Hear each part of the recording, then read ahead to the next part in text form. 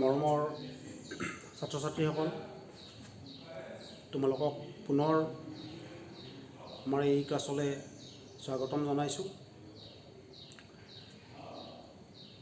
ইয়াৰ আগৰ ক্লাছত আমি অসমীয়া বিষয়টো সম্পৰ্কে মোৰ কিছু অভিজ্ঞতাৰ কথা তোমালোকৰ সন্মুখত ব্যক্ত কৰিছিলোঁ আৰু আজি আমি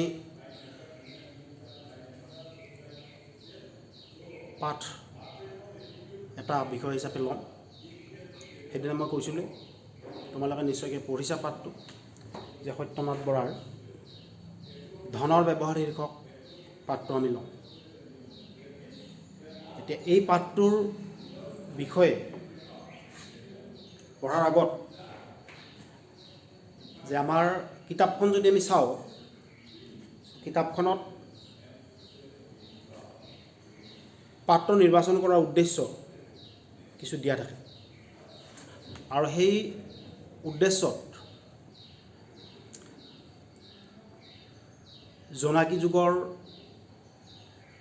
সাহিত্য সম্পৰ্কে দুই এটা বাক্য দিয়া আছে আৰু গতিকে জোনাকী যুগ কি, জোনাকী কাকতৰ জৰিয়তে অসমীয়া সাহিত্যই কেনেধৰণে নতুন ৰূপত আগবাঢ়িছিল সেই সম্পৰ্কে আমি এইটো প্ৰবন্ধত নহয়, আমি যেতিয়া কবিতা ছেকশ্যন মই যেতিয়া আৰম্ভ কৰিম, কবিতাত আমি ধাৰাকেইটা, সাহিত্যৰ যি ধাৰা, এই ধাৰাখিনি আমি সুন্দৰকৈ আলোচনা কৰিম।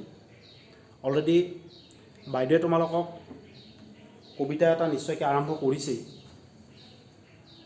মাধৱ কন্দলী ৰচিত ৰাৱণক বিভীষণৰ সজ উপদেশ নামৰ কাব্যাংশ বাইদেৱে আলোচনা কৰি আছে। গতিকে সেইটো আমাৰ পৌৰাণিক কবিতাৰ অন্তৰ্ভুক্ত। গতিকে পৌৰাণিকৰ পৰা কেনেকৈ ৰোমান্টিক সাহিত্য আহিল, ৰোমান্টিকতাৰ পিছত আধুনিক সাহিত্য, আৰু বৰ্তমান আমাৰ যিটো আমাৰ উত্তৰ আধুনিক অৰ্থাৎ ৰোমান্টিচিজম, তাৰপিছত মডাৰ্ণ, আৰু বৰ্তমান সাহিত্যৰ ৰূপটো হৈছে আল্ট্ৰা মডাৰ্ণ। গতিকে এই কথাখিনি আমি যেতিয়া কবিতা আলোচনা কৰিম তেতিয়া আমি ডিটেইলছত আলোচনা কৰিম, নিশ্চয়কৈ তোমালোকে বুজি পাবা ভালকৈ। এতিয়া মই ক'ব গৈছোঁ যে আমাৰ পাঠটো নিৰ্বাচন কৰাৰ উদ্দেশ্যত তাত এটা বাক্য আছে, অসমীয়া সাহিত্যত বেকন ৰূপে পৰিচিত সত্যনাথ বৰা। গতিকে অসমীয়া সাহিত্যৰ বেকন কোন বুলি কেতিয়াবা পৰীক্ষাত প্ৰশ্ন এটা আহে আৰু তাৰ উত্তৰটো হ'ব সত্যনাথ বৰা। আৰু প্ৰবন্ধটোৰ পিছফালে লাষ্টৰ ফালে কিছু ওপৰঞ্চি তথ্য দিয়া থাকে, পাঠবোধটো দিয়া থাকে। পাঠবোধৰ পিছত যিখিনি ওপৰঞ্চি তথ্য, গতিকে ওপৰঞ্চি তথ্যখিনিও তোমালোকে চাব লাগিব। তাৰ পৰা শ্বৰ্ট টাইপ কুৱেশ্যন যথেষ্ট পৰিমাণে আহে।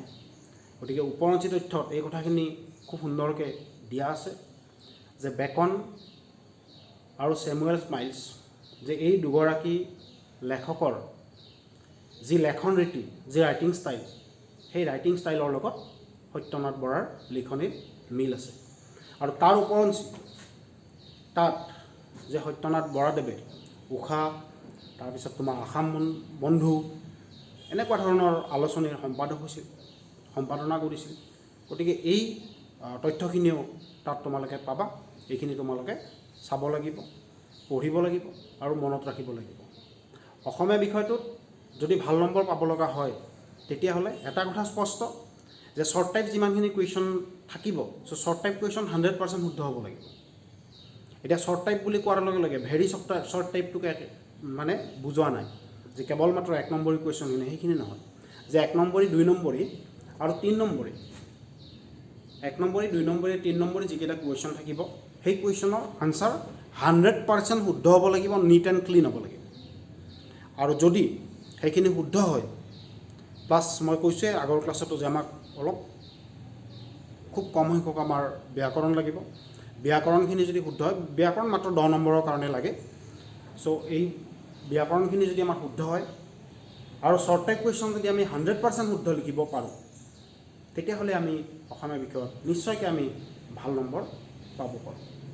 এতিয়া লং টাইপ কুৱেশ্যনৰ ক্ষেত্ৰত যদি আমি চাওঁ, যে মই সেইদিনা কৈছোঁৱে যে কিছুমান অনুভৱৰ কথা থাকে, যে আমাৰ লিখনিয়ে কেনেকৈ পৰীক্ষকৰ হৃদয়স্পৰ্শ কৰিব, সেইটো এটা কণ্ডিশ্যন থাকিব। কিন্তু তাৰ ওপৰঞ্চি এটা কথা সদায় মনোযোগ দিব লাগিব, সেই কথাটো হৈছে যে শ্বৰ্ট টাইপ যিখিনি কুৱেশ্যন, যে শ্বৰ্ট টাইপ কুৱেশ্যনখিনি যদি আমাৰ 100% শুদ্ধ হয়, যে সেই কথাখিনিয়ে পৰীক্ষকৰ মানসিকতাত এটা পজিটিভ ভিউ এটা দিয়ে। কাৰণ কিয়, যে পাঠত আমাৰ যি 2-1টা শ্বৰ্ট টাইপ কুৱেশ্যন আমাক দিয়া আছে আৰ্হি প্ৰশ্ন ষ্টাইলত, চ' তাৰ ওপৰঞ্চিও পাঠৰ ভিতৰৰ পৰা মই কৈছোঁৱে যে পাঠটো নিৰ্বাচন কৰাৰ উদ্দেশ্য যদি তুমি চোৱা, তাতো তুমি পাবা। এইফালে ওপৰঞ্চি তথ্য যদি তুমি চোৱা, তাতো তাৰ পৰাও শ্বৰ্ট টাইপ কুৱেশ্যন আহে। তাৰ ওপৰঞ্চি কেতিয়াবা শব্দৰ অৰ্থও 2-1টা সুধি দিয়ে। গতিকে যে এই সৰু সৰু কথাবিলাক তন্নকৈ যিগৰাকী শিক্ষাৰ্থীয়ে পঢ়ি মনত ৰাখি খুব সুন্দৰকৈ পৰীক্ষাৰ বহীত উপস্থাপন কৰিব পাৰে, তেওঁ লং টাইপ কুৱেশ্যনৰ আনচাৰটো সুন্দৰকৈ লিখিবই। জেনেৰেলি আমি যদি চাওঁ যে শ্বৰ্ট টাইপ কুৱেশ্যনখিনি আমি আগতে লিখোঁ। গতিকে যেতিয়া আমি শ্বৰ্ট টাইপ কুৱেশ্যন আমাৰ এটাও ভুল নহ'ব, অতি শুদ্ধ, অতি স্পষ্ট, বানান শুদ্ধ, যদি আমি এই কথাখিনি সুন্দৰ ৰূপত পৰীক্ষাৰ বহীত আমি উপস্থাপন কৰিব পাৰোঁ, তেতিয়াহ'লে পৰীক্ষকজনে বহীটো চাওঁতে লং টাইপ কুৱেশ্যন চোৱাই নাই ধৰি লোৱা তেওঁ, চ' তেতিয়াই তেওঁ এটা কথা ফাইনেল, যে শিক্ষাৰ্থীজনৰ প্ৰবন্ধটো সম্পৰ্কে বা কবিতাটো সম্পৰ্কে এটা সুন্দৰ ধাৰণা আছে, বিষয়বস্তু সুন্দৰকৈ তেওঁ অধ্যয়ন কৰিছে, পুংখানুপুংখভাৱে তেওঁ বিষয়বিলাক চাইছে, আৰু যাৰ কাৰণে শ্বৰ্ট টাইপ কুৱেশ্যন 100% শুদ্ধ হৈছে। গতিকে তেনেকুৱা মনোভাৱ যেতিয়া এজন পৰীক্ষকৰ আহিব, তেওঁ ইণ্টাৰনেলি এই কথাটো একেবাৰে স্পষ্ট হৈ যাব যে এই সৰু কথাবিলাক যিহেতু ইমান সুন্দৰকৈ লিখিব পাৰিছে, চ' লং টাইপ কুৱেশ্যনত অবভিয়াছলি একো সমস্যা নহয়। এইটো এটা চাইক'লজিকেল এফেক্ট। মই যিহেতু নিজেও বহি চাওঁ, চ' মই সেইকাৰণে কৈছোঁ, আৰু মই কথাখিনি স্পষ্টভাৱে এইকাৰণে ক'ব পাৰোঁ, মই সকলোবোৰ কথা সদায় নিজৰ পৰা আৰম্ভ কৰি চাওঁ।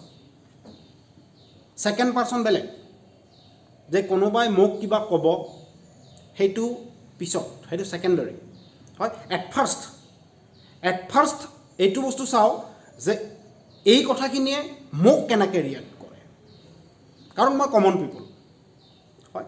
যে যদি এজন শিক্ষাৰ্থীৰ শ্বৰ্ট টাইপ কুৱেশ্যনখিনি 100% শুদ্ধ হয়, গ্ৰামাৰ 100% শুদ্ধ হয়, তেতিয়াহ'লে মোৰ মানসিকতাটো এনেই চেঞ্জ হৈ যায়, যে যিয়ে এইবোৰ বিষয় পঢ়িব তন্নকৈ, চ' লং টাইপ কুৱেশ্যন তেওঁৰ কোনো কাৰণত ভুল হ'ব নোৱাৰে, আৰু তেতিয়া আমি লং টাইপ কুৱেশ্যনত আমি ফুল ক্ৰেডিট পোৱাৰ চান্সটো থাকে। কিন্তু যদি আমাৰ শ্বৰ্ট টাইপ কুৱেশ্যন ভুল হয়,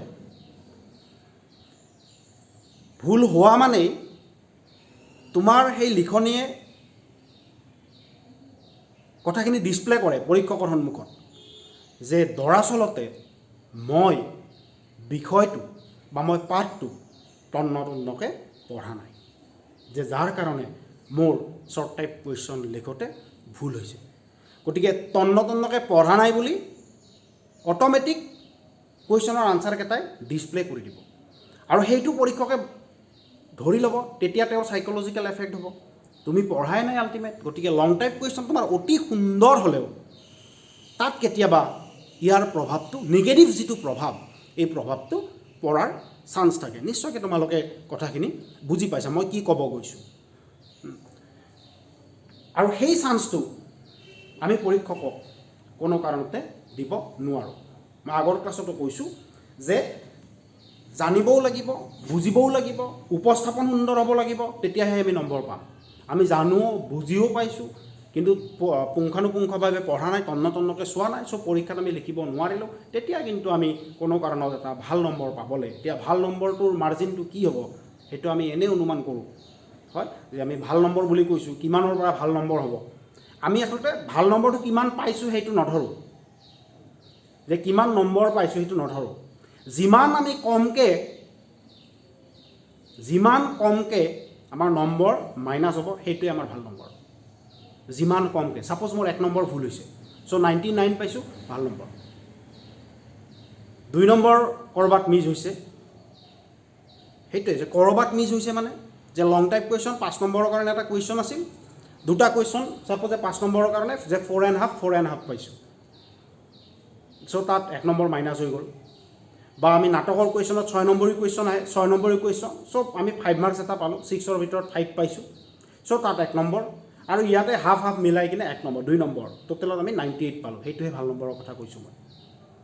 গতিকে তেনেকুৱা আমি নম্বৰ পাবলৈ হ'লে আমি বিষয়বিলাক এনেকুৱা ধৰণে আমি যত্ন কৰিব লাগিব।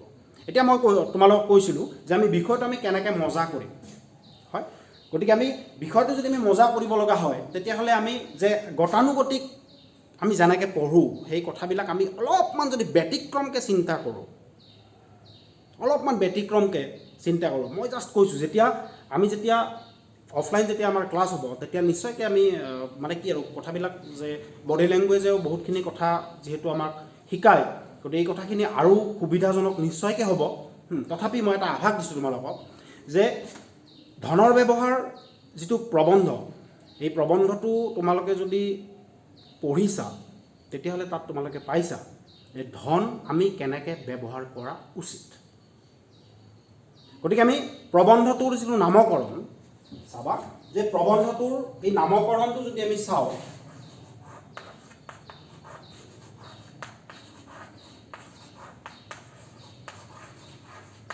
যে ধনৰ ব্যৱহাৰ, 2টা শব্দ, এটা হৈছে ধনৰ, এটা হৈছে ব্যৱহাৰ। ইয়াত এই ধন মানে ইয়াত ধন সম্পত্তিৰ কথা কোৱা হৈছে, টকা পইচাৰ কথা কোৱা হৈছে, আৰু ব্যৱহাৰ এই শব্দটো কিন্তু এটা বস্তু উজ্জ্বল হৈ আছে, এটা ইনভিজিবল বিষয় এটা আছে, আৰু এই ইনভিজিবল বিষয়টোৱে হৈছে মানুহ।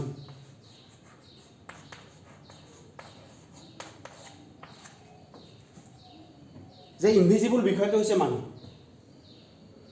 এতিয়া যদি আমি চাওঁ যে ধনৰ ব্যৱহাৰ কোনে কৰিব? ধনৰ ব্যৱহাৰ কোনে কৰিব? মই কৈছোঁ ইনভিজিবল হৈ আছে যে মানুহে। এতিয়া এই যিটো মানুহ, হয়, এই মানুহটো ইকুৱেল টু মই।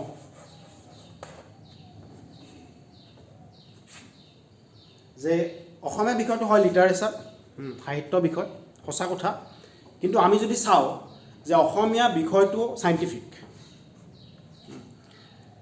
যে ঠিক তেনেকুৱাকৈ ছায়েন্সৰ বিষয়বিলাক যেনেকৈ প্ৰমাণ কৰিব পাৰি, বা মেথছৰ এটা বিষয় যেনেকৈ প্ৰমাণ কৰিব পাৰি, তোমালোকে নিশ্চয়কৈ পাইছা যে a+b² = a² + 2ac b+b², যেনেকৈ প্ৰমাণ কৰিব পাৰি RHS = LHS, হয়। চ' আমি যদি চাওঁ, অৰ্থাৎ কথাটো এনেকুৱা যে মজা হ'ব লাগিলে বিষয়বিলাক তেনেকুৱাকৈ চিন্তা কৰিব লাগিব, যে আমি এই বিষয়টো যদি আমি প্ৰমাণ কৰিব যাওঁ মেথছৰ দৰে, যে a+b² = a² + 2ac b+b², যেনেকুৱা, চ' ঠিক তেনেকুৱাকৈ আমি এই ইকুৱেশ্যনটো বনাই ল'ব লাগিব।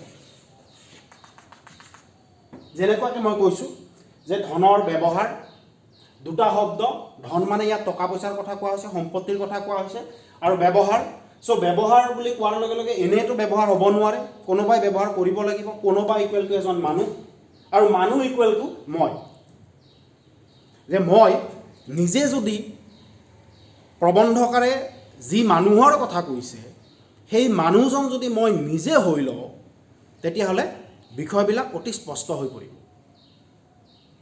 যিজন মানুহৰ কথা কৈছে সেই বিষয়, তেতিয়া সেই মানুহজন যেতিয়া মই নিজে বুলি ভাবি ল'ম তেতিয়া বিষয়বিলাক বুজাটো নিশ্চয়কৈ সহজ হ'ব। মানে কি মই এইকাৰণে কৈছোঁ যে মই তেনেকুৱাকৈ যদি ধৰি লৈ পঢ়োঁ তেতিয়াহ'লে মই বুজি পাওঁ, আৰু মই ভাবোঁ যে মই যিহেতু বুজি পাওঁ নিশ্চয়কৈ তোমালোকেও বুজি পাবা। অলপ ভাবি চাবা কথাখিনি, আৰু মই ভাবোঁ যে নিশ্চয়কৈ বুজাত যথেষ্ট পৰিমাণে সহায় হ'ব। চ' এই মানুহজন মই, আমি প্ৰবন্ধৰ কথাই কওঁ বা আমি কবিতাৰ কথাই কওঁ, যিকোনো বিষয়ে নকওঁ কিয়, সদায় এটা বস্তু চাবা যে আমি বিষয়বিলাক পঢ়োঁতে সদায় এটা পিকচাৰ বনাই ল'ব লাগে, যিটো আমি পিকচাৰাইজেশ্যন বুলি কওঁ,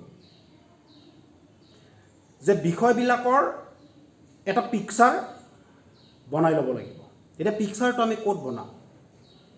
হয়, আমাৰ মনৰ দুটা ভাগ, সচেতন মন আৰু অৱচেতন মন। যেতিয়া আমি যিকোনো বিষয় আমি পঢ়িম তেতিয়া সেই বিষয়টোৰ এখন পিকচাৰ আমাৰ অৱচেতন মনত অট'মেটিক গ্ৰ' হ'ব লাগিব। আৰু যদি সেই পিকচাৰটো যদি আমি বনাব পাৰোঁ তেতিয়াহ'লে সমস্যা নহয়। এতিয়া মই প্ৰবন্ধটো আৰম্ভ কৰাই নাই, চ' পিকচাৰটো কেনেকুৱা হ'ব মই বাইদেউৰ ক্লাছৰ এটা ৰেফাৰেঞ্চত তোমালোকক কৈছোঁ যে বাইদেৱে কবিতা এটা আৰম্ভ কৰা বুলি কৈছোঁ, ৰাৱণক বিভীষণৰ সজ উপদেশ।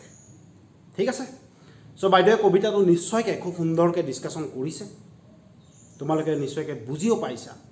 কিন্তু মই যিটো পিকচাৰৰ কথা কৈছোঁ যে সেইটো ভালকৈ ডিছকাশ্যন হৈছে কাৰণে মই সেই ৰেফাৰেঞ্চটো দিছোঁ তোমালোকক, যে ৰাৱণক বিভীষণৰ সজ উপদেশ, অৰ্থাৎ ৰাৱণক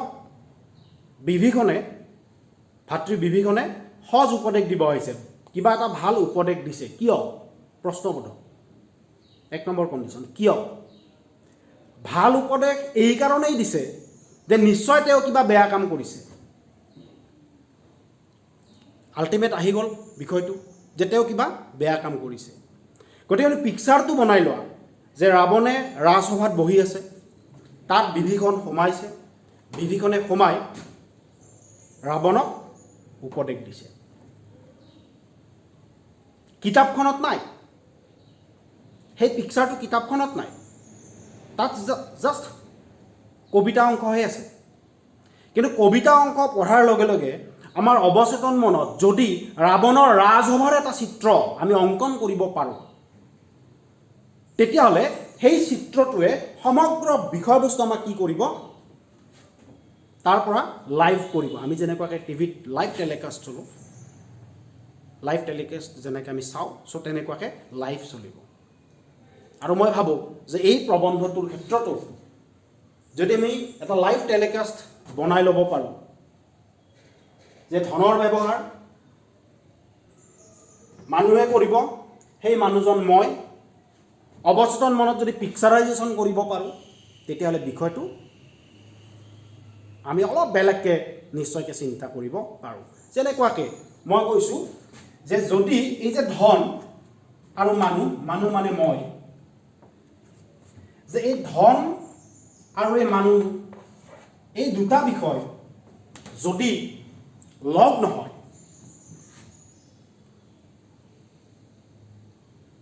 ধন আছে, টকা পইচা আছে, কিন্তু তাক ব্যৱহাৰ কৰা নাই, মিনিংলেছ কথা। গতিকে এই দুয়োটাৰ যিটো কম্পজিশ্যন হ'ব, এই কম্পজিশ্যনটো আমি মিলাব লাগিব। ধন আৰু মানুহ, যেনেকুৱাকৈ আমি চায়েন্সত জানো যে H2O = পানী। এইটো যদি ভাগ ভাগ কৰি দিয়া হয় তেতিয়াহ'লে আমি পানী পামনে?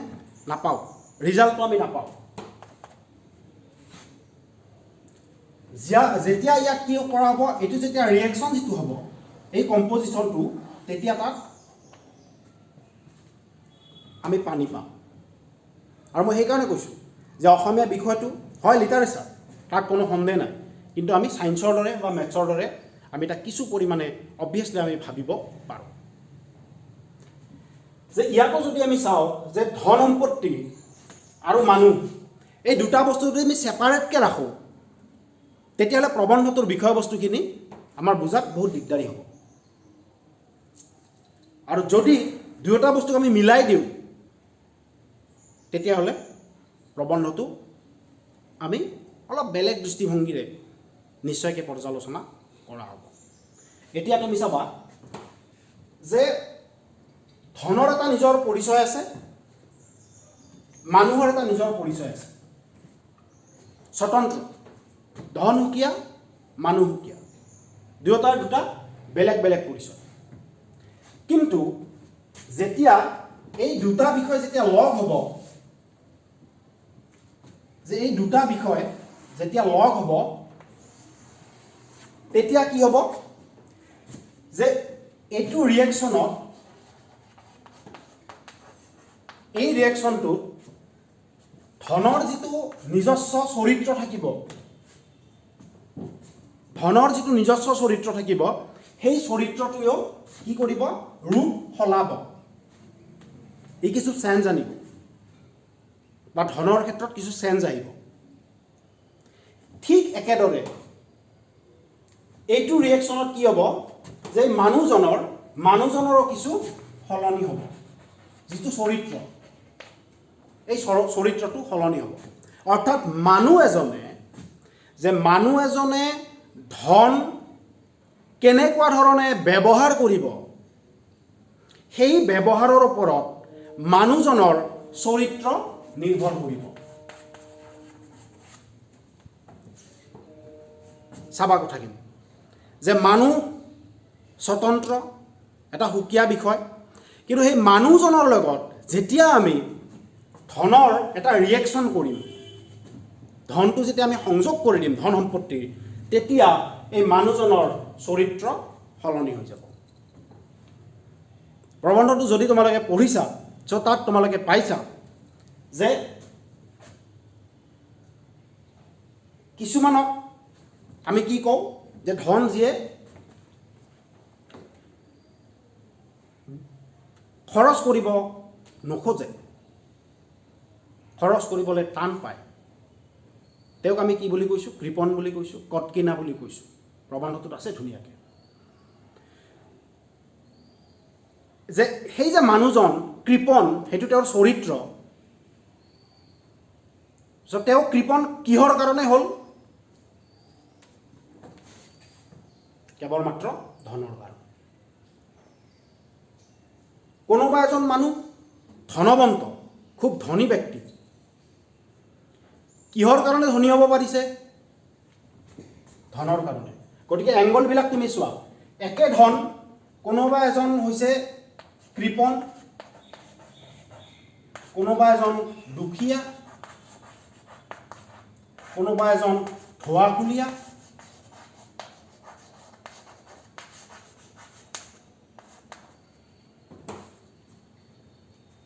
এইবিলাক চৰিত্ৰৰ বিষয়ে আমাক প্ৰবন্ধটোত দিয়া আছে এই যে কোনোবা কৃপণ কোনোবা দুখীয়া কোনোবা ধোৱাখুলীয়া কোনোবা ঋণী ধৰুৱা এইবোৰ মানুহৰ চৰিত্ৰ এই যে কৃপণ দুখীয়া ধোৱাখুলীয়া ঋণী এই প্ৰত্যেক যিকেইটা চৰিত্ৰ আছে এই প্ৰতিটো চৰিত্ৰৰ অন্তৰালত কিন্তু ক্ৰিয়া কৰি আছে কোনে ধনে যে প্ৰতিটো চৰিত্ৰত যদি আমি চাওঁ ক্ৰিয়া কৰি আছে ধনে আল্টিমেট যে এইজনো মানুহ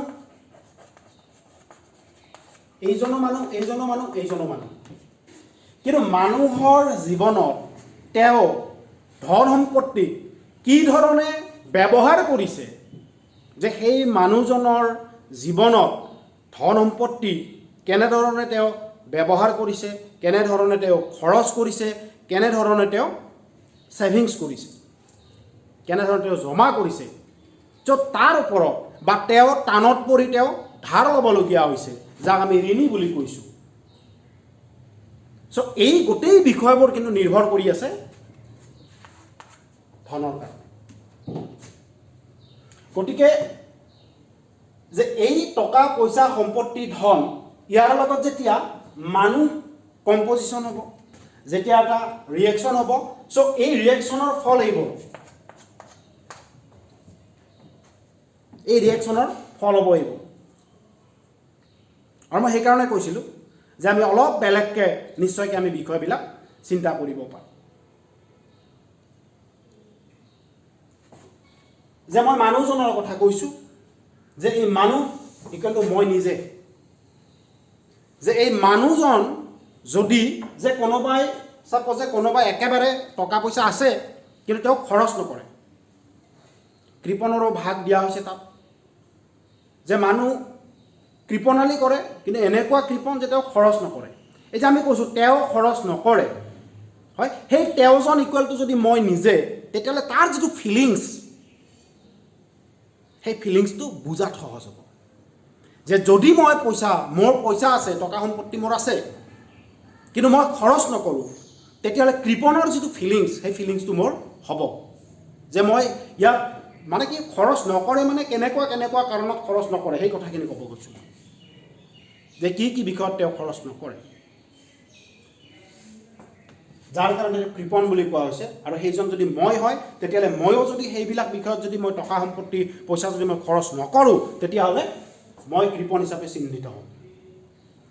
যে মোৰ টকা পইচা নাই, মই কৈছোঁ যে মানুহ ইকুৱেলটো যদি মই হওঁ, যে মই ইনকাম কৰিব পৰা নাই, ত' যাৰ কাৰণে মই দুখীয়া। যে ইনকাম কৰিব, চাবা ডাঙৰ কথা, যে ইনকাম কৰিব নোৱাৰিলেই কেৱল মাত্ৰ মানুহ দুখীয়া নহয়। পাইছানে বুজি? যে ইনকাম কৰিব নোৱাৰিলেই মানুহ এজন দুখীয়া হ'ব নোৱাৰে। মানুহ এজন তেতিয়াও দুখীয়া হ'ব পাৰে যেতিয়া মানুহজনে যি ইনকাম কৰে, তাক যদি সৎ কামত ব্যৱহাৰ নকৰে, খৰচৰ যদি সীমা নাথাকে, ভৱিষ্যত যদি কোনো পৰিকল্পনা নাথাকে, তেতিয়াহ'লে তেওঁ দুখীয়া হ'ব পাৰে। তেওঁ মানে সেই তেওঁৰ ঠাইত মই নিজক ভাবিব লাগিব, যে মই ইনকাম কৰি আছোঁ, মই দিনটোত ইনকাম কৰোঁ 100 টকা আৰু মই খৰচ কৰি আছোঁ 100 টকা। অবভিয়াছলি মোৰতো ধনী হোৱাৰ চান্সেই নাথাকিব, কাৰণ মই যিমান ইনকাম কৰিছোঁ সিমান খৰচ কৰি আছোঁ। মোৰ সঞ্চয় বোলা বস্তুৱেই নাই। সঞ্চয় নাই, আল্টিমেট কি মোৰ ভৱিষ্যত পৰিকল্পনা নাই, যাৰ কাৰণে মই কি হ'ব পৰা নাই, মোৰ উন্নতি হোৱা নাই। আল্টিমেট মই দুখীয়া বুলিয়ে প্ৰমাণিত হৈ আছে। নেক্সট আমি যদি চাওঁ যে ধোঁৱাখুলীয়া, যে যিয়ে অবাবত টকা পইচাবিলাক খৰচ কৰে, অৰ্থাৎ ধোঁৱাখুলীয়া স্বভাৱৰ মানুহৰো কোনো ভৱিষ্যত পৰিকল্পনা নাথাকে। কেৱল মাত্ৰ ভৱিষ্যত পৰিকল্পনাই নহয়, জীৱন সম্পৰ্কে এক সুন্দৰ ধাৰণাও নাথাকে। যে জীৱন সম্পৰ্কে এক সুন্দৰ ধাৰণা নাথাকে। চ' যাৰ কাৰণে কি কৰিছে, যে তেওঁ 100 টকা যদি পাইছে, ধোঁৱাখুলীয়া। অবাবত যে যিটো বস্তু নহ'লেও হয়, সেইটো বস্তু তেওঁ ক্ৰয় কৰিছে। এনেই কোনো কাৰণ নাই, অবাবত অপ্ৰয়োজনীয় বস্তু কিনিছে, অপ্ৰয়োজনত খৰচ কৰিছে, সেইটোক ধোঁৱাখুলীয়া স্বভাৱৰ বুলি কোৱা হৈছে। আৰু যদি ধোঁৱাখুলীয়া স্বভাৱৰ যদি নিজে হওঁ, যে মই যদি ধোঁৱাখুলীয়া স্বভাৱৰ হওঁ, তেতিয়াহ'লে মোৰ জীৱনত কি কি সমস্যা হ'ব পাৰে, সেই কথাখিনিয়ে প্ৰবন্ধটোৰ বিষয়বস্তু। গতিকে প্ৰবন্ধটোক মই এইকাৰণে কৈছোঁ যে বিষয়টোক যদি আমি বাহিৰৰ কৰি লৈ যাওঁ, যে সত্যনাথ বৰাৰ ধনৰ ব্যৱহাৰ প্ৰবন্ধটো আমাক লাগে, পঢ়িব লাগিব, পৰীক্ষাত নম্বৰ পাব লাগিব, তেতিয়াহ'লে বিষয়টো অলপ আঁতৰি যায়। কিন্তু যদি বিষয়টো নিজৰ মাজত আবদ্ধ কৰি ৰাখোঁ, যে মোক লৈ কথাটো এনেকুৱা যে মই যদি মোক লৈ প্ৰবন্ধটো লিখা বুলি ভাবোঁ সত্যনাথ বৰাদেৱে, যে মোৰ জীৱনলৈ চাই সত্যনাথ বৰাদেৱে এই প্ৰবন্ধটো লিখিছে, তেতিয়াহ'লে নিশ্চয়কৈ বুজাত যথেষ্ট পৰিমাণে সহায় হ'ব। গতিকে ধোঁৱাকুলীয়া স্বভাৱটো মানুহৰ এটা চৰিত্ৰ। এতিয়া এই ধোঁৱাকুলীয়া স্বভাৱৰ মানুহে আৰু কি কি কৰি ভাল পায়, যে তেওঁ কেনেকৈ সমাজত ডাঙৰ মানুহ হ'ব বিচাৰে, কেনেকৈ তেওঁ আনন্দ লাভ কৰে, কিন্তু সেই আনন্দৰ যি উৎস, সেই উৎস কিন্তু প্ৰকৃতাৰ্থত সি এটা জ্ঞানৰ উৎস নহয়। তেনেকুৱাকৈ চলিলোঁ, চলি এটা টাইমত কি হ'ব, মই কৈছোঁৱে যে মই যিমান ইনকাম কৰি আছোঁ চ' সিমান মই খৰচ কৰি আছোঁ, মই অবাবত খৰচ কৰিছোঁ। চ' এইবোৰ যেতিয়া কৰি আছোঁ, সুন্দৰকৈ জীৱনটো চলি আছে, ঠিকেই আছে। কিবা কাৰণত যদি মোৰ বেমাৰ হয়, ছাপ'জ মোৰ বেমাৰ হ'ল, মোৰ কোনো সঞ্চয় নাই, মোৰ ছেভিংছ নাই, তেতিয়া মোৰ কি হ'ব? খৰচটো তেতিয়াও থাকিব। মোৰ বেমাৰ হ'লে খৰচ কমিব নেকি? মুঠে নকমে, বৰঞ্চ বাঢ়িবহে। যে মেডিকেল যাব লাগিল, বিভিন্ন টেষ্ট কৰাব লাগিল, মেডিচিন খাব লাগিল, মই কামত আহিব পৰা নাই, চ' ইনকাম চ'ৰ্চ নাই, কিন্তু মোৰ খৰচটো বাঢ়ি আছে। তেতিয়া এটা অপশ্যন আছে আমাৰ হাতত, সেইটো হৈছে যে আমি কাৰোবাৰ পৰা আমি ঋণ ল'ব লাগিব। যদি চাবা যে আমি যদি ঋণ লওঁ, ঋণ কিন্তু প্ৰবন্ধটো কোৱা হৈছে যে ঋণ এক প্ৰকাৰ ব্যাধি, যে ঋণ এক প্ৰকাৰ ব্যাধি, যে ব্যাধি যেনেকুৱাকৈ এবাৰ যদি তোমাৰ ব্যাধি হয়, সি খুব সহজতে তোমাক নেৰে, সি খুব সহজতে তোমাৰ শৰীৰক নেৰে, যে সি তোমাক একেবাৰে ভাঙি পেলাব।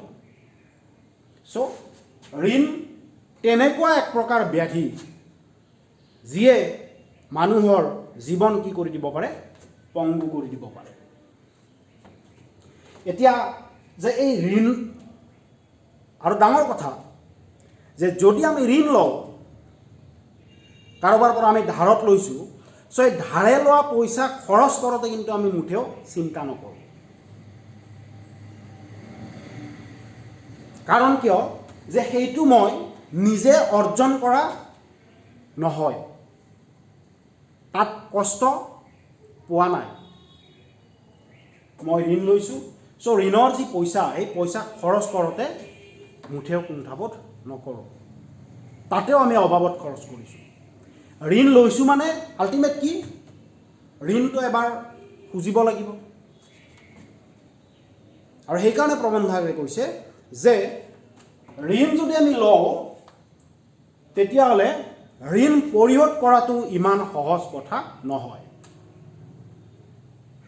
আৰু যদি আমি ঋণ পৰিশোধ কৰিবলগীয়া হয়, আল্টিমেট যদি আমি ঋণ যদি আমি পৰিশোধ কৰিবলগীয়া হয়, তেতিয়া আমাক কি লাগিব? এটা ফিউচাৰ প্লেনিং। গতিকে কেনেকৈ ঋণ পৰিশোধ কৰিম,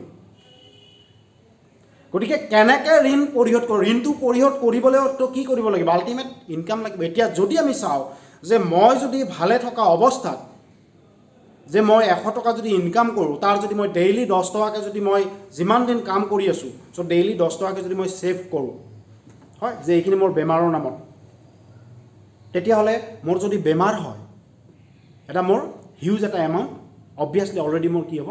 জমা হ'ব। আৰু সেই এমাউণ্টৰে মই কি কৰিব পাৰিম? ট্ৰিটমেণ্ট কৰাব পাৰিম। তেতিয়া মোৰ লাইফষ্টাইলত কিবা হেম্পাৰ পৰিবনে? অবভিয়াছলি নপৰে। কাৰণ কিয়? 10 টকা যদি মই যদি জানো, মই সেইকাৰণে কৈছোঁ যে সুন্দৰ জীৱন সম্পৰ্কে ধাৰণা নথকা মানুহবিলাকৰ এনেকুৱা অৱস্থা হয়, কিন্তু যাৰ জীৱন সম্পৰ্কে জ্ঞান থাকে, জীৱন সম্পৰ্কে যাৰ সুন্দৰ ধাৰণা থাকে, সি কিন্তু এনেকুৱা বিষয়ৰ পৰা আঁতৰি থাকে। অৰ্থাৎ মই যদি 100 টকা যদি মই ইনকাম কৰিছোঁ, আৰু তাৰ যদি মই 30 টকা বা 40 টকা মই খৰচ কৰিছোঁ, বাকীখিনি মই ফিউচাৰ জীৱনৰ কাৰণে যদি মই কি কৰিছোঁ? প্লেন কৰিছোঁ, যদি মই ছেভিংছ কৰিছোঁ, তেতিয়াহ'লে মোৰ কিবা সমস্যা হ'বনে? অবভিয়াছলি মোৰ দুটা এটা মাহত বা দুটা এটা বছৰত মোৰ তেনেকুৱা একো সমস্যা নহয়। আৰু যে তেনেকুৱা এটা সমস্যা আমাৰ জীৱনত নহওক বুলিয়েই এই প্ৰবন্ধটো আমাৰ কাৰণে অতি প্ৰয়োজনীয়। যে কেৱল মাত্ৰ আমি পঢ়ি যে নম্বৰ পাম সেইটোতো আমাক লাগিবই, এটা এক নম্বৰ যে আমি নম্বৰ পাব লাগিব, কিন্তু আমি প্ৰবন্ধবিলাকৰ পৰা আমি ব্যক্তিগত জীৱনত আমাৰ প্ৰেক্টিকেল লাইফত আমি শিকিবলগীয়াও যথেষ্ট পৰিমাণে কথা থাকে। গতিকে আমি এইটো কথাত আমি মনোযোগ দিব লাগিব যে যে এই সকলোবোৰৰ মূলতেই হৈছে কিন্তু ধন। আৰু সেই ধনক আমি কেনেকুৱা ধৰণে ব্যৱহাৰ কৰিছোঁ, সেই ধনক আমি কেনেকুৱা ধৰণে ব্যৱহাৰ কৰিম, যে তাৰ ওপৰতহে গুৰুত্ব প্ৰদান কৰিব লাগিব। আৰু সেইকাৰণে প্ৰবন্ধটোত কোৱা হৈছে যে ধন অৰ্জন কৰা টান নহয়। ধন অৰ্জন কৰা অৰ্থাৎ ইনকাম কৰা টান নহয়। কথাটো অলপ আমাৰ ওলোটা যেন লাগে। ধন খৰচ কৰা টান। আমাৰ কাৰণে অলপমান পাজল বস্তুটো, কাৰণ কিয় আমাৰতো খৰচ কৰাত কি টান, যে মোক কোনোবাই যদি পইচা দিয়ে মই খৰচ কৰা ধাম ধুম মই খৰচ কৰি পেলাম, এইটো হয় ধাম ধুম খৰচ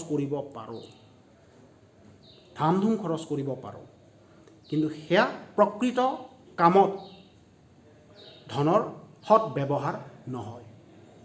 গতিকে আমি ধনৰ কি ধৰণে আমি সৎ ব্যৱহাৰ কৰিব পাৰোঁ,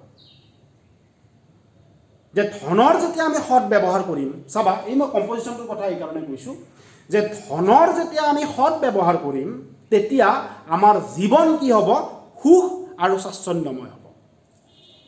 অৰ্থাৎ যে আমাৰ জীৱন যাত্ৰাত ধন এনেকুৱা এক প্ৰকাৰ আহিলা যিয়ে আমাৰ জীৱন সুখময় স্বাচ্ছন্দ্যময় কৰি তুলিব পাৰে, আৰু একেই ধনে সেই ধনেই কি কৰিব পাৰে, আমাৰ জীৱন দুৰ্বিষহ কৰি তুলিব পাৰে। পইণ্ট দুটা, এফালে ধন এফালে মানুহ।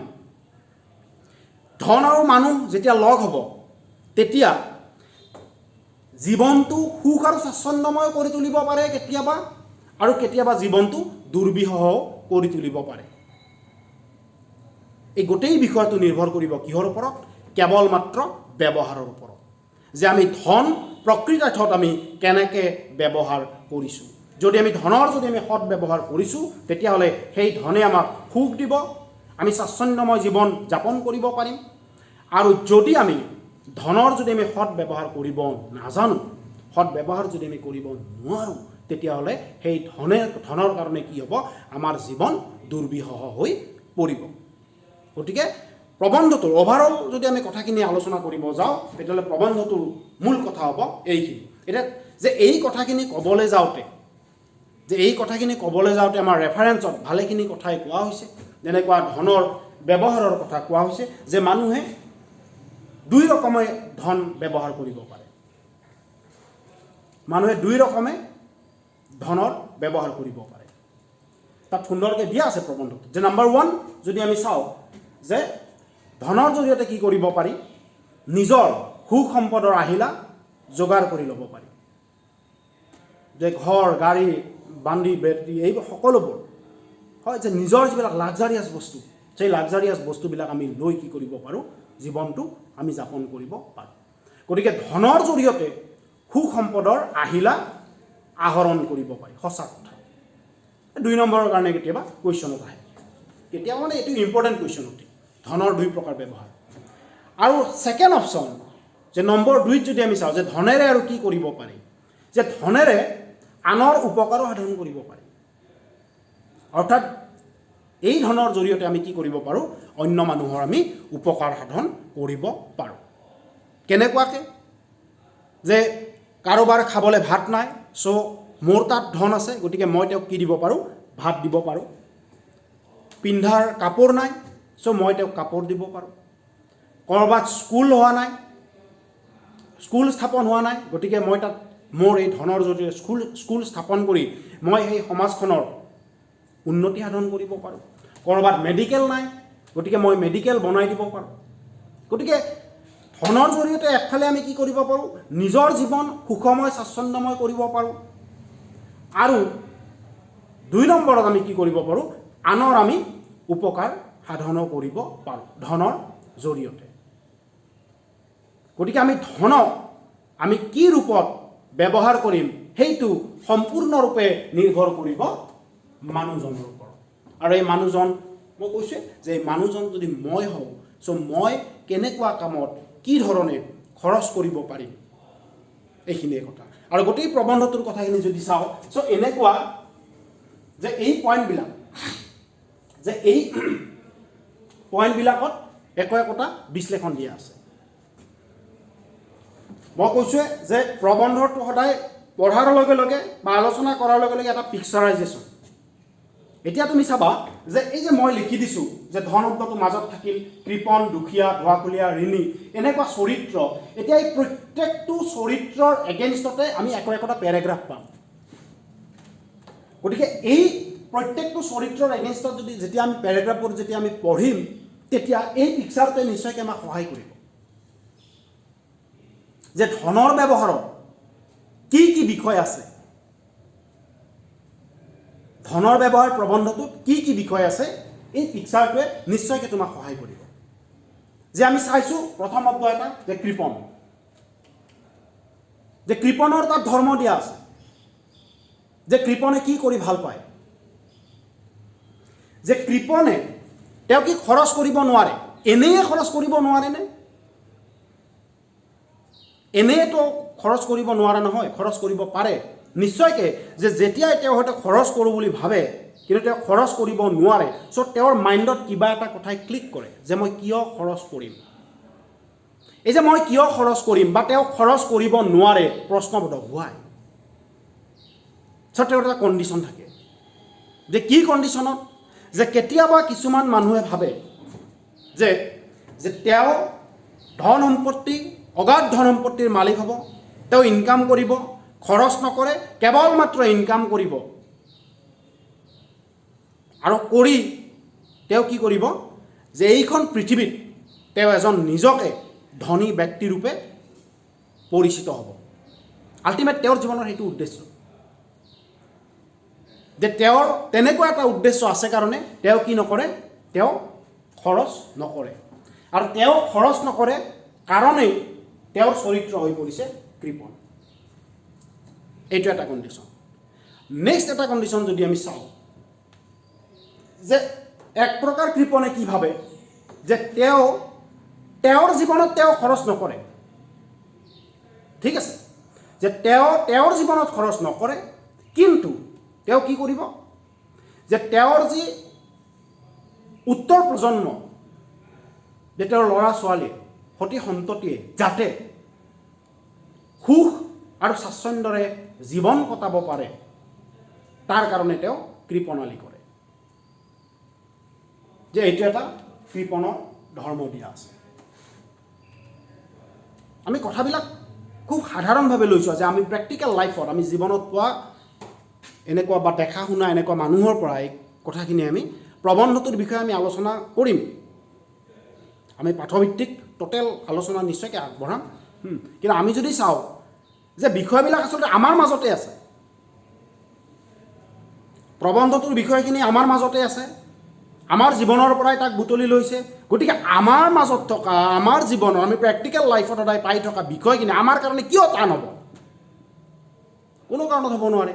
যে মোৰ জীৱনৰ কথা মোৰ জীৱনত কেনেকৈ বুজা হ'ব নোৱাৰে। মোৰ জীৱনৰ কথা মই নিজে কৰিম, সি কেতিয়াও বুজা হ'ব নোৱাৰে, সি মজাই হ'ব লাগিব। সেইকাৰণে কৈছোঁ যে আমি দেখি থকা, আমাৰ সমাজখনত দেখি থকা, শুনি থকা এনেকুৱা চৰিত্ৰ, যে এইবোৰ কৃপণৰ ধৰ্ম। তাৰোপৰি কোৱা হৈছে যে সজ আৰু অসজ বৃত্তি দুটাৰ কথা কোৱা হৈছে। যে সজ বৃত্তি, অসজ বৃত্তি ফলিয়াবলৈ, যে কিছুমান কৃপণ এনেকুৱা আছে যে তেওঁ নিজেতো খৰচ নকৰে, নিজে খৰচ নকৰে। ডাঙৰ কথাটো হৈছে যে আনে যদি খৰচ কৰে সেইটোও তেওঁ সহিব নোৱাৰে। এই যে কৈছোঁ যে এক প্ৰকাৰ কৃপণ এনেকুৱা ধৰণৰ আছে, সেই প্ৰকাৰ কৃপণ যদি মই নিজে হওঁ, যে মই নিজে খৰচ নকৰোঁ, ঠিক আছে, কিন্তু তুমি যদি খৰচ কৰা তেতিয়াহ'লে মোৰ সহ্য নহয়। চ' সেই কথাখিনি ভবাৰ লগে লগে মোৰ যিটো ইণ্টাৰনেল যিটো ৰিয়েক্ট, সেই ৰিয়েক্টটো তুমি চাবা, তুমি নিজে হৈ চাবা যে মোৰ আছে, মই খৰচ নকৰোঁ, কিন্তু কোনোবাই যদি খৰচ কৰা দেখিছোঁ তেতিয়াও মোৰ গাটো একেবাৰে হম হম কৰে, বাপৰে ইমান খৰচ কৰিলে, কাৰণ মই নিজে কৰিব নোৱাৰোঁ, গতিকে তেওঁ কৰাটো মই নিবিচাৰোঁ। সেইটো এক প্ৰকাৰ আছে। আৰু এক প্ৰকাৰৰ আছে যে মই নিজে খৰচ নকৰোঁ কোনো কাৰণত, মই নিজে কোনো কাৰণত খৰচ নকৰোঁ, মই ভাল বস্তু নাখাওঁ, মই ভাল কাপোৰ নিপিন্ধোঁ, মুঠৰ ওপৰত মই লাক্সাৰিয়াছ কোনো কাম নকৰোঁ, মোক যিখিনি প্ৰয়োজন মই সেইখিনিও কেতিয়াবা নকৰোঁ, কিন্তু সেইখিনি মই মোৰ নিজৰ খৰচতহে নকৰোঁ, আনৰ ওপৰত যদি মই পাওঁ তেতিয়াহ'লে কিন্তু মই কৰোঁ। যে মই ঘৰত লাগে মই সুদা নিমখ তেল ভাত খাম, কিন্তু কাৰোবাৰ ঘৰত যদি মই গৈছোঁ তেতিয়াহ'লে মোৰ 7-8খন আঞ্জা নহ'লে নহয়, সেয়াও এক প্ৰকাৰ কৃপণ। চাবা, এই কৃপণৰ মাজতে আৰু কেনেকুৱা প্ৰকাৰ আমি পাইছোঁ, যে মই লাগে নিজৰ কামত বাট কুৰি বাইছোঁ, মই খোজকাঢ়িয়ে চাৰিওফালে গৈছোঁ ইমান গৰমতো, কিন্তু যদি মই কোনোবাই যদি মোক লগ ধৰে, ক'ৰবাত এটা কামত যদি যোৱাৰ কাৰণে, কিবা কামত যদি ক'ৰবাত যোৱাৰ কাৰণে লগ ধৰে, তেতিয়াহ'লে কিন্তু মই গাড়ী নহ'লে মই নাযাওঁ, সেয়াও এক প্ৰকাৰ কৃপণৰ ধৰ্ম। যে এনেকুৱাও কৃপণ আছে যে তেওঁ আনৰ নামততো খৰচ নকৰেই, আনৰ কথা বাদেই দিলোঁ, যে তেওঁৰ নিজৰ পৰিয়ালৰ, যে তেওঁৰ পত্নীৰ কাৰণে, তেওঁৰ ল'ৰা ছোৱালীৰ কাৰণে, তাতেও তেওঁ খৰচ কৰিবলৈ টান পায়। গতিকে যিয়ে, কথাটো এনেকুৱা যে যিয়ে আৰ্জিত ধন এনেকুৱা বিষয়বোৰতো খৰচ কৰিব নোৱাৰে, তেওঁৰ ধন থাকিয়েই বা কি লাভ? যে ল'ৰা ছোৱালীক ভাল পিন্ধাব লাগে, ভাল খুৱাব লাগে, ভাল স্কুলত দিব লাগে, তেওঁ নকৰে, খৰচ নকৰে, সেয়াও এক প্ৰকাৰ কৃপণৰ ধৰ্ম। গতিকে থকাৰ পিছতো যদি এনেকুৱাকৈ খৰচ নকৰে, থকা আৰু নথকাৰ মাজত কিবা ডিফাৰেঞ্চ থাকিব জানো? কোনো কাৰণত নাথাকে। দুখীয়া, ধোৱাখুলীয়া, এইবোৰৰ চৰিত্ৰ যদি আমি চাবলৈ যাওঁ, যে আমি হাত সাৱটি বহি আছোঁ, ভাগ্যত যি আছে হ'ব, তেনেকুৱাওতো নহয়। তেনেকুৱাকৈ ধনপতি আহিব নেকি? কোনো কাৰণত নাহে। আমি ইনকাম কৰিবই লাগিব, অবভিয়াছলি। ইনকাম কৰি আমি যি পাইছোঁ তাৰ আমি কিমান পাৰ্চেণ্ট খৰচ কৰিম, কিমান পাৰ্চেণ্ট আমি ছেভিংছ কৰিম, যে এই নলেজটো আমাক লাগিব। লাগিব মানে এই নলেজটো আহিব ক'ৰ পৰা? যে এই নলেজটো আমি সমাজৰ যিবোৰ অভিজ্ঞতা, এই অভিজ্ঞতাই আমাক দেখুৱাব যে যদি মই ভালে থকা সময়ছোৱাত, মই কৰ্ম কৰিব পৰা অৱস্থাত, যদি মই ভৱিষ্যত জীৱনৰ যদি মই পৰিকল্পনা নকৰোঁ, যে মই এইখিনি কৰিম, এই গোটেই চিন্তা চৰ্চা যদি মই নকৰোঁ, তেতিয়াহ'লে মই কি কৰিব লাগিব? আজীৱন মই দুখীয়াই হৈ থাকিব লাগিব। ধোৱাখুলীয়া স্বভাৱৰ মানুহৰ কথা যদি আমি ক'বলৈ যাওঁ, যে ধোৱাখুলীয়া স্বভাৱৰ মানুহে কি হয়, আনৰ ওচৰত যে খৰচ কৰি খুব ভাল পায়, আচলতে ধোৱাখুলীয়া স্বভাৱৰ মানুহে খৰচ কৰি ভাল পায় মানে যে তেওঁ আনৰ ওচৰত দেখুৱাই ভাল পায় যে মই ইমানখিনি খৰচ কৰিব পাৰোঁ। যিহেতু তেওঁ কণ্ডিশ্যনটো ইয়াতে যে তেওঁৰ নিজৰ জীৱন সম্পৰ্কে ধাৰণা নাই, এক সুন্দৰ জীৱন সম্পৰ্কে তেওঁৰ ধাৰণা নাই, যে তেওঁ খৰচ কৰি কি কৰিব লাগে? আনৰ সন্মুখত ডাঙৰ মানুহ দেখুৱাব লাগে। আনৰ সন্মুখত তেওঁ ডাঙৰ মানুহ দেখুৱালেই বাৰু প্ৰফিটটো ক'ত? তেওঁ ধোৱাখুলীয়া স্বভাৱ। এতিয়া তুমি চাবা যে এই যে মই কৈছোঁ যে আনৰ সন্মুখত তেওঁ ডাঙৰ মানুহ দেখুৱাব লাগে, এই যে আন বুলি কৈছোঁ, অৰ্থাৎ সমাজৰ যিটো শ্ৰেণীৰ সন্মুখত তেওঁ ডাঙৰ মানুহ দেখুৱায়, সেই শ্ৰেণীৰ মানুহৰো কিন্তু জীৱন সম্পৰ্কে ধাৰণা নাথাকে। কাৰণ কিয় যে যদি তেনেকুৱা মানুহৰ যদি জীৱন সম্পৰ্কে সুন্দৰ ধাৰণা থাকিলহেঁতেন তেতিয়াহ'লে নিশ্চয়কৈ তেওঁক কোনোবাই নহয় কোনোবাই মানা কৰিলেহেঁতেন। যে ধোৱাকুলীয়া স্বভাৱৰ মানুহৰ এনেকুৱা অৱস্থা যে তেওঁ নিজৰ যদি নাই তেতিয়াহ'লে তেওঁ ধাৰলৈ হ'লেও খৰচ কৰে। এইটো আৰু কোন দেশৰ কথা যে তেওঁৰ নাই, তেওঁ ধাৰলৈ লৈ হ'লেও তেওঁ কি কৰিব? খৰচ কৰিব। গতিকে তেওঁৰ নিজস্ব কোনো ধাৰণাই নাই জীৱন সম্পৰ্কে, যে তেওঁ জীৱনটোত কি কৰিব সেই সম্পৰ্কে তেওঁৰ ধাৰণা নাই, যাৰ কাৰণে তেওঁৰ এনেকুৱা এটা অৱস্থা। আৰু ঋণৰ ক্ষেত্ৰত মই কৈছোঁৱে যে ঋণ জীৱনৰ এনেকুৱা এটা অভিশাপ যে এবাৰ যদি আমি ঋণী হৈ যাওঁ তেতিয়াহ'লে তাৰ পৰা উদ্ধাৰ পোৱাটো ইমান সহজ কথা নহয়। কিন্তু আমি উদ্ধাৰ পাব পাৰোঁ। হয়, যে আমি উদ্ধাৰ পাব পাৰোঁ। আমি কেনেকৈ উদ্ধাৰ পাম? যে মোৰ যিমান ইনকাম, যে মই জানো যে মোৰ ইমানখিনি ইনকাম, চ' সেই ইনকামৰ মই কিবা এটা পাৰ্চেণ্ট নিশ্চয়কৈ মই ধাৰ মাৰিব পাৰিম। চ' মই যিমান পাৰ্চেণ্ট ধাৰ মাৰিব পাৰোঁ তেতিয়াহ'লে মই সেই অনুপাতে ঋণ লোৱাটোহে উচিত। অৰ্থাৎ মোৰ যদি ডেইলি 100 টকা ইনকাম তেতিয়াহ'লে মই ডেইলি 5 টকা বা 10 টকা মই কি কৰিব পাৰিম? ধাৰ মাৰিব পাৰিম। গতিকে ডেইলি যদি মই 5 টকা বা 10 টকা মই ধাৰ মাৰিব পাৰোঁ, চ' ডেইলি 10 টকা হ'লে মাহেকত 300 টকা, মাহেকত 300 টকা হ'লে বছৰত 3600 টকা। গতিকে যদি আমি চাওঁ যে মোৰ যদি ডেইলি ইনকাম 100 টকা হয় তেতিয়াহ'লে মই এটা বছৰত মেক্সিমাম মই 3000 বা 4000 টকাহে মই ধাৰলৈ ল'ব পাৰিম।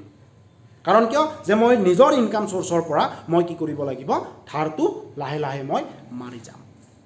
গতিকে এই গোটেই কথাখিনি আহিব যে মানুহজন আৰু মানুহজনে কৰা ধনৰ ব্যৱহাৰৰ ওপৰত নিৰ্ভৰ কৰিব। এতিয়া যে আমি যদি চাওঁ যে আমি ঋণৰ পৰা যদি আমি হাত সাৰিব লগা হয়, যদি আমাৰ জীৱনটো সুন্দৰ কৰিব লগা হয় তেতিয়াহ'লে আমাৰ উপায় কি? হয়, যে উপায় হৈছে যে আয় চাই বয়, যে মই কিমান আয় কৰিছোঁ আৰু মই খৰচ কিমান কৰিম সেইটো হিচাপ আমাক লাগিব। আৰু যদি আমি চাওঁ যে জীৱনত যদি আমি ভাবোঁ যে মই ডাঙৰ, যে এইটো মাহত মই অমুকটো বস্তু কিনিলোঁ, চ' মোৰ বহুত পইচা খৰচ হ'ল, গতিকে মই নেক্সট মাহত মই নেভাৰ। যে আমি জীৱনত যদি ডাঙৰ ডাঙৰ খৰচবোৰ যদি আমি কমাব যাওঁ তেতিয়াহ'লে আমি কমাব নোৱাৰোঁ। ডাঙৰ খৰচবোৰ নহয়, সদায় সৰু সৰু কথাবোৰত আমি মন দিব লাগিব। হয়, যে উদাহৰণ হিচাপে দিছে যে নাও এখন নদীত নাও এখন চলি আছে। হয়, চ' তাত যদি সৰু ফুটা এটা হয় তেতিয়াহ'লে কি হ'ব? সেই ফুটাটোৰে পানী নিগৰি নিগৰি নিগৰি এটা সময়ত কি হ'ব? নাওখন ডুব যাব। Same condition. আমাৰ জীৱন যদি নাও হয় তেতিয়াহ'লে সেই সৰু ঋণে এটা সময়ত এনেকুৱা বোজা হৈ পৰিব যাৰ কাৰণে জীৱন কি হ'ব? বিপদাপন্ন হ'ব পাৰে। গতিকে আমি যে এই বিষয়বোৰলৈ চাই আমি এটা কথা যে সেই সৰু সৰু কথাবোৰত আমি গুৰুত্ব দিব লাগিব। অৰ্থাৎ সৰু সৰু খৰচবোৰ আমি কি কৰিব লাগিব? কমাব লাগিব। আৰু সৰু সৰু খৰচবোৰ যেতিয়া আমি কমাম তেতিয়াহ'লে দেখাত আমাৰ এদিন এনেকুৱা লাগিব যে আজি মোৰ বজাৰত গ'লে মই এনেই 2 টকাৰ মই কিবা খৰচ কৰি আহিছোঁ।